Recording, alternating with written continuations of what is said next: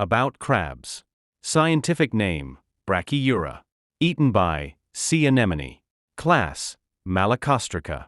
Domain, Eukaryota. Infrorder, Brachyura, Linnaeus, 1758. Kingdom, Animalia.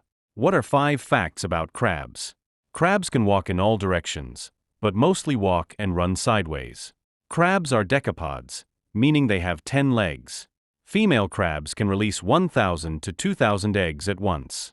The lifespan of a small crab averages around 3 to 4 years, but larger species such as the giant Japanese spider crab can live as long as 100 years.